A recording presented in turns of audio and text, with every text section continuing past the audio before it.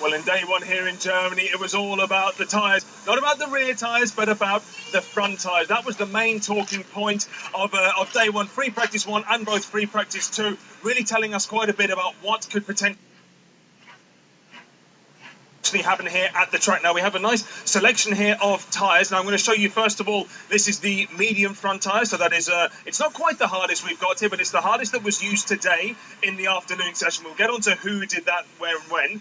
Then we move on here. This is the asymmetric front tyre. That's going to be our biggest talking point. As you can see, this one is used. It was one of the more popular ones in the afternoon.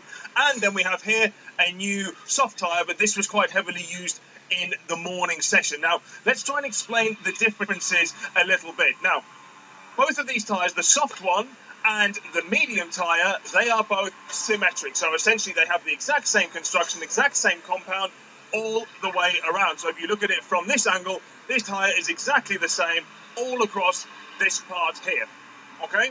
Now, the asymmetric tyre, this is now where the real difference comes in.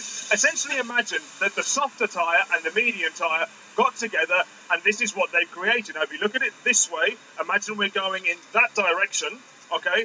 This part, probably about 30-odd% of the tyre is essentially made up of what is on this soft tyre here.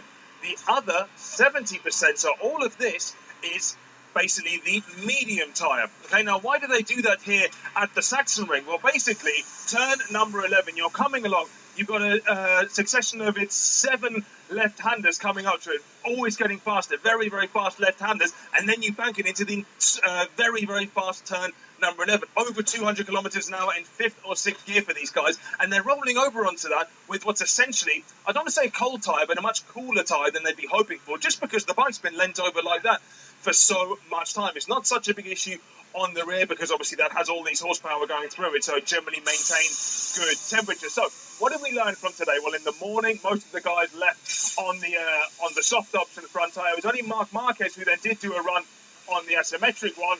He found out, well, actually, he went fastest. He really liked it. So in the afternoon, essentially, we discarded the soft altogether, and we were left with the asymmetric and the medium. Most of the guys left on the asymmetric tyre. Most of them stuck with it. They seemed pretty happy. However, what we've learned is it doesn't necessarily mean that it's the best choice. It doesn't mean it's the only choice. Danny Pedrosa finished 6th today. He was running the medium. Scott Redding in 8th place. And I believe some of the others were Paul Espargaro and Jack Miller. So because some of the riders, they don't, they're still a little bit iffy about this transition going from this part of the asymmetric onto that part. Surely more of a mental thing, but of course it's these guys that have to do it. These guys have to cope with it. But the nice thing is we've seen that both of those tyres are still an option. Now we've got a harder option front, which could maybe be used if the temperatures rise very highly. We're not anticipating that, so it does seem to be a bit of a toss-up between the medium and the asymmetric front. But basically, make sure you stay tuned tomorrow to find out exactly how this kind of tyre war keeps going along, whether any of the guys that set the fastest time, sorry, I forgot to mention, Marquez and the top 5 were on this asymmetric front, whether they'll dare and try this medium. Maybe it's going to give them that little bit more performance. Might be a bit more risky, but we don't know. But stay tuned to Free Practice 3 tomorrow morning to find out.